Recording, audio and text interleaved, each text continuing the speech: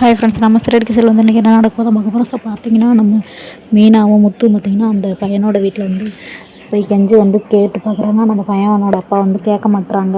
ஏன்னா அவங்களுக்கு பெரிய ஆளுன்றதுனால வந்து அவங்க வந்து நான் எப்படியா நான் கேஸ் கொடுப்பேன் அப்படின்ற மாதிரி வந்து முடிவில் இருக்காங்க. ஆனால் நம்ம முத்து வந்து பயங்கரமாக வந்து போராடி அவங்க வீட்டிலே வந்து இருக்காங்க.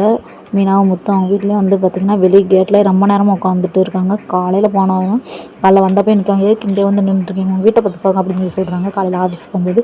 ஆனால் சாயங்காலம் ஆஃபீஸ்க்கு வரப்போ வந்து பார்க்குறாங்க, மேலே வந்து அவங்க பொண்டாட்டி, அவங்க பாட்டி, அவங்க அம்மா எல்லாருமே வந்து மேலே வந்து பார்த்துட்ருக்காங்க.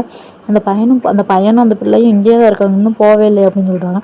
சரின்ட்டு அவரும் அந்த சாயங்காலம் வந்து வந்துட்டார். அங்கனக்குள்ளே டீ இது வாங்கி குடிச்சிட்டு அப்படியே இருந்துட்டாங்க. அப்புறம் சாயங்காலம் அவர் வரவும் வந்தோன்னே பார்த்திங்கன்னா அவங்க பொண்டாட்டியை வந்து அவங்கள கூப்பிட்டு வந்து இந்த மாதிரி அவங்க 2 பேரும் நீங்கள் காலைல வந்தப்போ இருந்தவங்க இன்னும் அவங்க தான் இருக்காங்க, போகவே இல்லை அப்படின்னு வந்து சொல்கிறாங்க.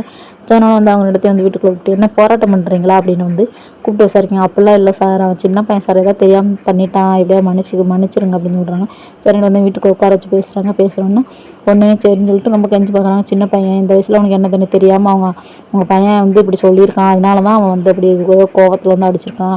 உங்கள் பையன் சின்ன பையன் தானே, உங்கள் பையனை நான் தப்பாக சொல்லலை அப்படின்னு சொல்கிறாங்க. அதுக்கப்புறம் பார்த்திங்கன்னா சரி அப்படின்னு சொல்லி சரி நான் வந்து கேஸை வாபஸ் வாங்குறேன் அப்படின்னு சொல்கிறாரு. சொன்னோன்னு பார்த்திங்கன்னா அப்புறம் அப்போ அவனை மன்னிச்சிட்டிங்களா? நான் மன்னிக்கலாம் இல்லை, அவனுக்கு ஒரு டெஸ்ட்டு வைப்பேன், அதாவது நாளைக்கு தான் நான் சொல்லுவேன்.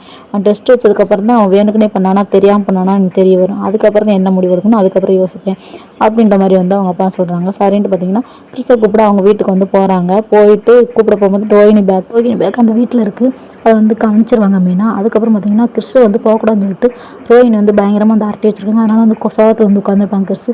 உடனே முத்து வந்து ஜாலியாக வந்து கிறிஸ்தே வா வீட்டுக்கு போகலாம் அப்படின்னு சொல்லி ஜாலியாக கூப்பிடுவோன்னு நம்ம கிறிஸ்து வந்து வீட்டுக்கு போகிறாங்க. உடனே அங்கே வந்து மனோஜ் வந்து எப்பயும் போல் வந்து இவனை வேறு கூப்பிட்டு வந்துடும் அப்படின்னு சொல்லிட்டு வந்து பயங்கரமாக சட்டையை பிடிச்சி வந்து கேட்குறாங்க. ஸோ அவ்வளோதான், ஓகே பை டாடா.